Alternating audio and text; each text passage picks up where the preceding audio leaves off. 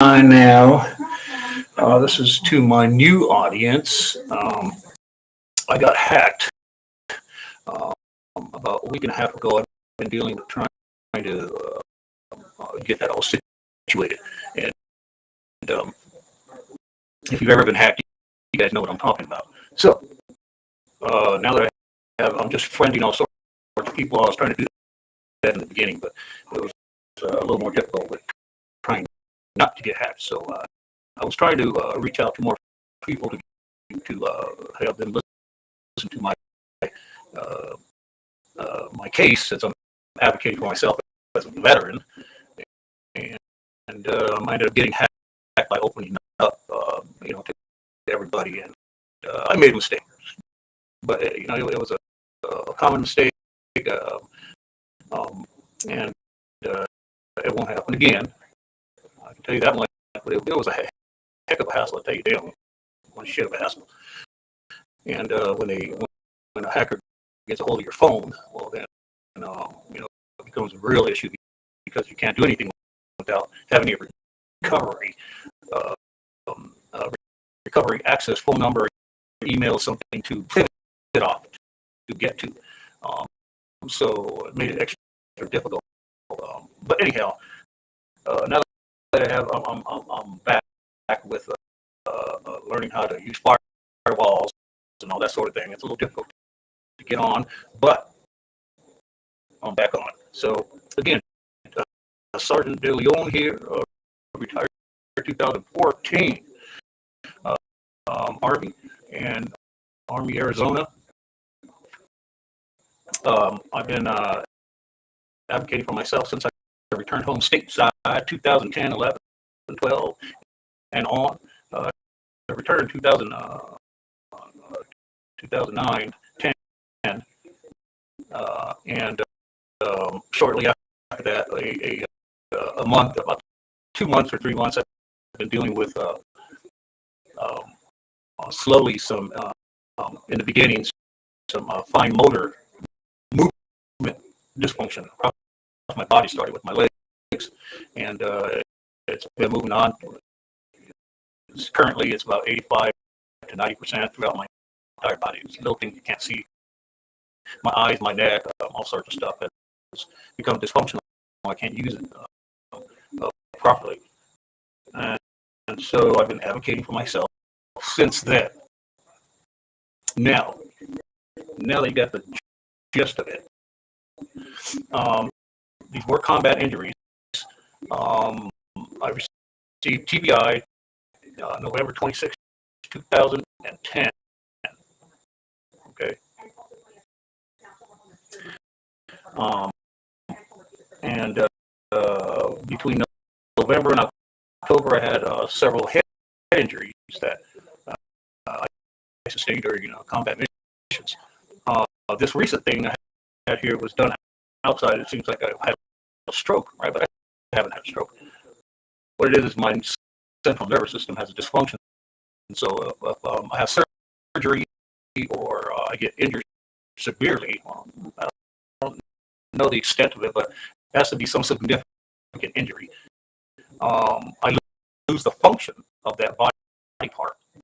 So in other words, I got a tooth pulled here because it was going bad with all sorts of diabetic issues and things, and they pulled it, and as they pulled it, the central nervous system, since it's already dysfunctional, they got rid of this function partly, in a fine manner, and now I have, it looks like I've had a stroke. I can't move certain parts of it, and so that's the going thing with me, which is a strange thing. It's happened before with my right hand. I had an injury here to the ulnar nerve. I was changing a tire up in Iraq. We were hauling an Abrams tank, and we ended up getting a flat, so we had to find the safest place to pull over, which was a FOB, forward operating base, and we pulled in there, and I was assigned to take care of this flat because I'm a Superman kind of person like that. I said, yeah, let's get it done. So as we did that, I ended up injuring my hand doing that. And was pretty bad injury. So I got surgery when I got back home about 211, maybe 212. No, it was after that. So 213, close to my retirement, 214. So 213, and ended up losing the entire arm with it being having surgery on it. It started off slow here, the forearm part, but ended up going up here because I was doing other things like hand cycling, and the nerve picked up on it, and all together it's bad now. So my central nervous system is shocked. It's no good, and it's a bad situation. It is a bad situation because your central nervous system is everything. I am more than susceptible to strokes and also heart conditions and brain seizures and all that kind of stuff. When this dysfunction mimics a lot of like MS and Parkinson's and all sorts of stuff like that. So now that brings me to my current state. I'm on this website advocating for myself, and I'm gaining a few more people to try to listen to my case. It's been very, very, very, very slow. I've been very good veteran, with not doing any harm to other people, to try to have people listen to my case. I've been very good as a veteran. I mean, trust me. You guys know, right? When somebody doesn't want to hear you and your arm is falling off, that's just an analogy. You want something done ASAP. GSD, get stuff done. In my words, get shit done, right? You want it done. You want, hey, look, I served, I did this. This is what I think I need. I know I need help me out, right? Well, that's where I am. So I have this TBI. It's been lingering around. I've been in and out of the process, people. I have been in and out of the process. Okay, so you thinking about, well, maybe you should do this. I've done it 3 or 4 times already. Trust me when I say that. Okay, I've even gone down a little bit of the military route to do redress and some other things, but currently, what I have been trying has not been working out.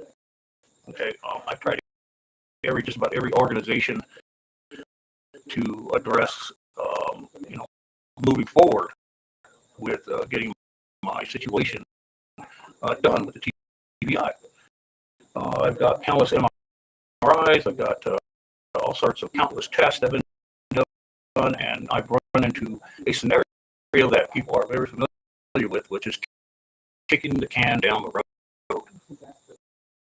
Once you get a certifiable and reliable doctor to help you, and they see in your records that another doctor has put down some information and it's not correct, then the can gets kicked down the road after that. Okay, it doesn't matter the reputation of the doctor. It doesn't matter, the doctor's a fighter, a go-getter, whatever. No one wants to go against each other as a doctor. They don't want to argue with each other. They don't want to debate with each other. They don't, what's put down on paper, they're going to respect that person, and they're going to kick that can down the road. Well, I've been doing it for 8 years now, solidly 8 years, 10 years. I've been in the struggle. So, what do I do? Well, I'm asking for help from all people. These new, I got a new audience. I'm trying to get a new audience to see what I can do. I obviously need to start some sort of movement, with getting something done on my case. And here's sort of the scenario. Okay, so I definitely need to get people behind me, and the people that are most likely that I need that I can that can help me would be your regular every Joe Schmo taxpayer person, because they're the ones that fund the federal government, like the VA, to help me. All right, doctors and all sorts of other people have been untrustworthy. No one wants to step it up to help me and put pen to paper. They don't want to do that. So, but it's time, folks. It's time to get rid of this thing. I definitely need everyone's assistance on this, and I want to try. Just email me, marco.adeleon, marco.adeleon, the number one at gmail.com, or do the Facebook thing on me if we're friends. Send this out to folks. Let's get this capped up and moved on. It's about time. But so here's some facts that I want to share, because it's important to know who you're wanting to back up. Okay, so again, I'm a veteran. I got retired medically 2014. That took some time to get medically retired. I have a sustained 2 head injuries overseas. They were definitely what's the word I'm looking for? The TBI I sustained was I have short-term memory problem also, so bear with me. Was a result of 2 that I received close to each other, and they equaled out to what I'm having now. And so when I also injured my back, which was pretty bad. I had surgery done on that also. So the back surgery, the back pain, the back everything overshadowed when I got back in 2010. My TBI didn't want to deal with anything but the pain of dealing with the back. So I didn't know anything about the TBI, dealing with it. Even when I demobilized, if you guys know what I'm talking about, you demobilize and you get back on tour. Did you hurt yourself? They ask you. And with the TBI, I just was not sure enough to say yes. Because I was dealing with this back injury so bad, and even with the back injury demobilizing, I didn't want to stay any longer while getting home. I just wanted to get home to my family. Right? I didn't want to stay for months and months trying to recover from dealing with the military, trying to figure out this back injury that I had, and how to resolve it. I was done with the whole tour, right? So so that was kind of my whole medical thing was kind of vaguely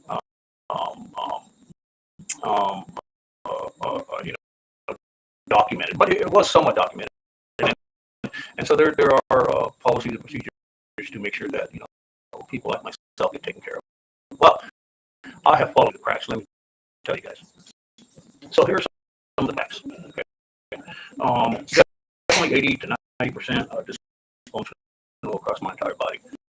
What you're seeing here, don't let it fool you. Energy is completely shot down. The whole package. The depression. I mean, how would you feel? You start losing function across your entire body, and you got to be positive about life. Not good. So I struggle with it, but I'm also on some drugs that help me, like Percocet, helps me a little bit with my movement, and I get into that later about letting you know why that is. It's not just to feel good and high. Mine is actually a little more purposeful. If you want to buy that. I'm doing my own advocacy in this matter. I am doing my own diagnosis because the VA at this point refuses, and I'm going to use the word refuse because they are exactly ignoring. That's a part of refusing. So I'm medically neglected through the Veteran Health Administration in its entirety. Okay, I get no medical management, and I get no medical help for benefits that I should be getting. Instead, I'm getting benefits for sort of a not a fictitious, but a sort of overall kind of health scenario. And so it's not specific to a diagnosis, or else I would be getting everything I needed. I wouldn't be on this thing complaining about it. So some of the other facts are that, we all know, right? We all know the VA has a systemic problem, systemic. And everybody hears that word. It's a big word now. People like to throw it around, toss it around like they went and got a degree, and now they can use the word systemic. It's absurd.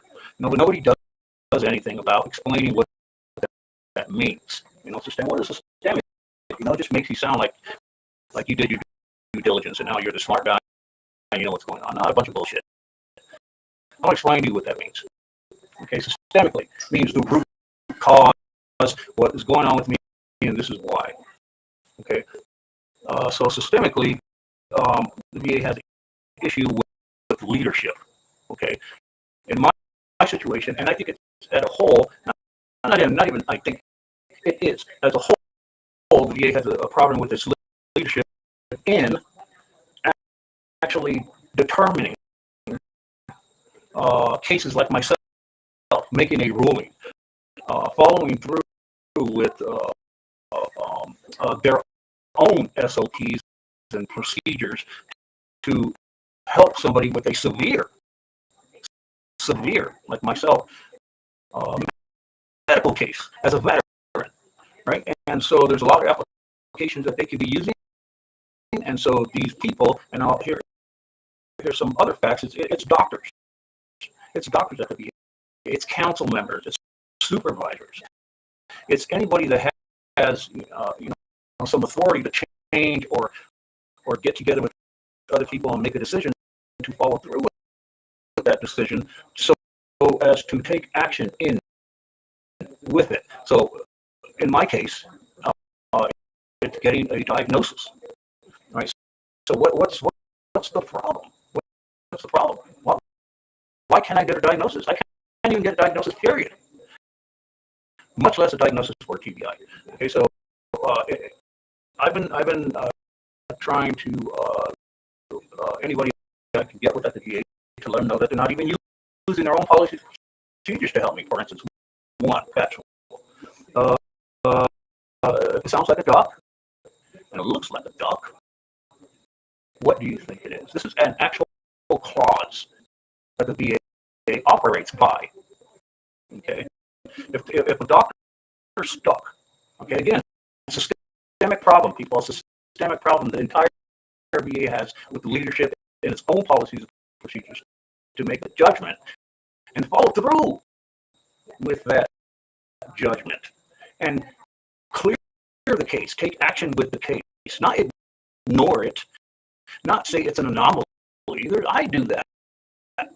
They're there to make decision and take action with following through with it to do whatever it is that needs to get done. In other words, if they disagree completely and they want to put it on the table, so I have to get an attorney, then let's do it. Let's get it out of the way. Right? Let's just get done. If they want to stick to their guns, I'm going to say, look, here's my proof. And so, but that in my case, it's not being followed through. So that's a systemic issue that's been going on with the VA for a long time. Okay, now they're having that problem because they don't have real leadership. Okay, there are no, I know, I've seen the system operate. You get people that start off way down here, even doctors. They start off way down here, and all of a sudden, they're up on top making crucial decisions that they don't even follow themselves. They don't even know what the SOP is. Right? All they know is that they don't want to get in trouble. They don't want to defy other people's credentials and certified reputations. Like other doctors do not want to step on each other's toes, and in turn, who suffers? I do. You do. So, and then when you want to point it out, I mean, you have to literally, right? You have to literally go back in time and bring it to them and show it to them in real time. How do you do that? We can't do that, people. So that's why there's policies and procedures. Okay, and they're not even following their policies and procedures with me, and so it's a damn shame. Right. So here I am struggling. I've acquired all sorts of uh, issues, and systemically with the VA, I'm explaining to you that that's what it means systemically. Uh, they have no they don't have any obligation, it seems like, to follow through with their own mistakes. And so, if there's no follow through with it, it's because there's a reason why there's no follow through with it. And it could be simply as, hey, I'm not going to go against my friend doctor, your doctor, and step on their toes and say, yeah, you made a mistake, doc. I definitely got TBI. Just go ahead and use the clause. If it looks like a duck, acts like a duck. It's a duck, okay? But they won't do that.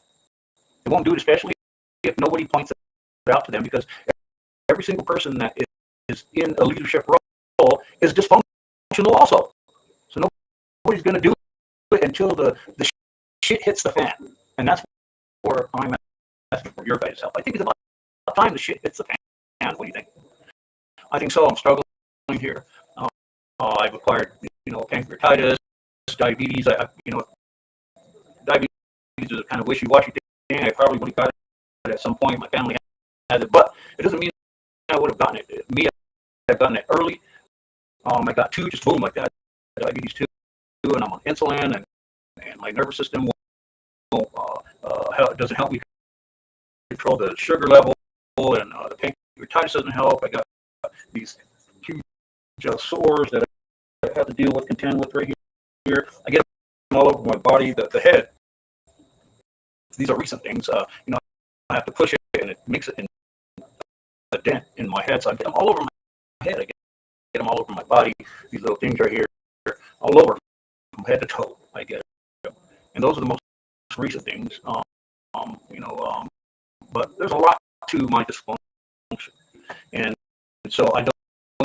What makes it hard is that one, factual, I'm unemployable, so I can't work with all this dysfunction. I get, my energy is so whacked out that I cannot. It's almost like autoimmune. I can't sustain any injury for more than 5-10 minutes. I got to take breaks. It gets really bad, and I didn't think that any of this would pursue as it did. Okay, so 8 to 10 years I've been trying everything myself. And when I say that, folks, I mean I've been through just about every congressperson that has gone through. I'm a Republican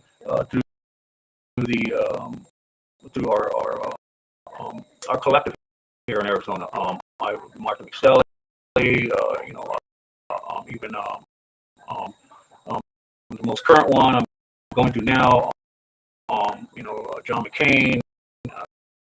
I've done it. I've done it. And I've learned quite a lot about how all this operates. And my case is unique, and I like to have people help me follow through with getting some, and I would say some justice for this man. I am unjustly being treated, and not treated in the way I'm supposed to be treated, which is getting your fundamental health for a TBI. I'm not even remotely being asked to see if we can get a screening for a TBI. I've been denied the TBI. So that's what it is. I'm self-diagnosing myself, and that's exactly. I know what happened to me. I know exactly what happened to me overseas.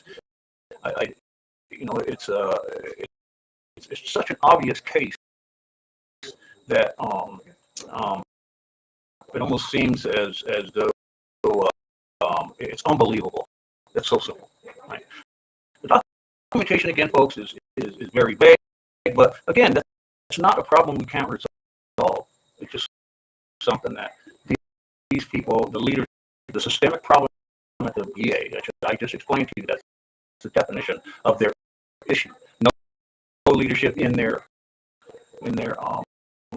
command, and as doctors, counsel people, supervisors, to follow through with taking action in their own policies and procedures to help somebody like my case, which is very crucial. Right, I have case. I have a TBI. I'm falling apart, losing motor dysfunction. I can't get in the department because nobody wants to give me a diagnosis to be in that department instead of piecemealing all this stuff. He's coming in today for stiffness because he can't move.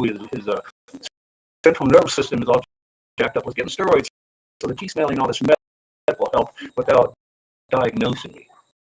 Okay, that's a problem, people. That's a problem. And so I don't get the benefits for having a TBI.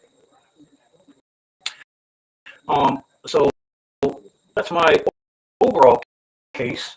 And I'm trying to, follow through with explaining to folks that, it's not all fun and games. You've seen,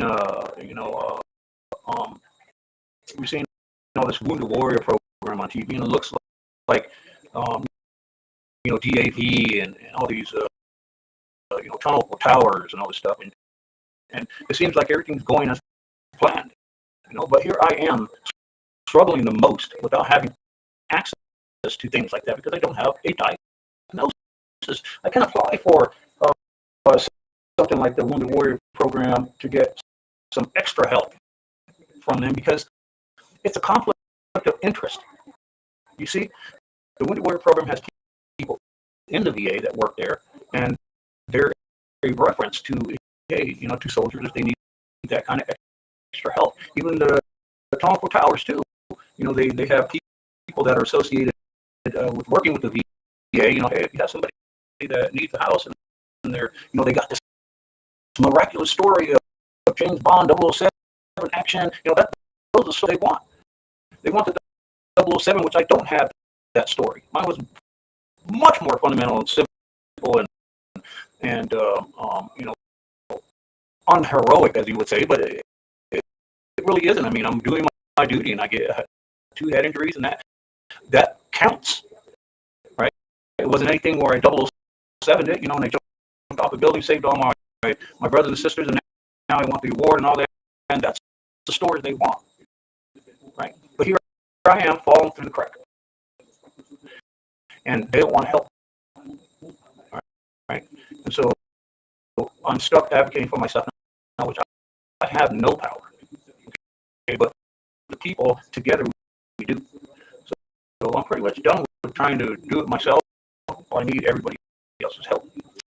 You got my emails, you got my text, all that stuff, and I need to try to get a movement started, some sort of movement to get myself situated, to get myself a TBI, to get the benefits I need.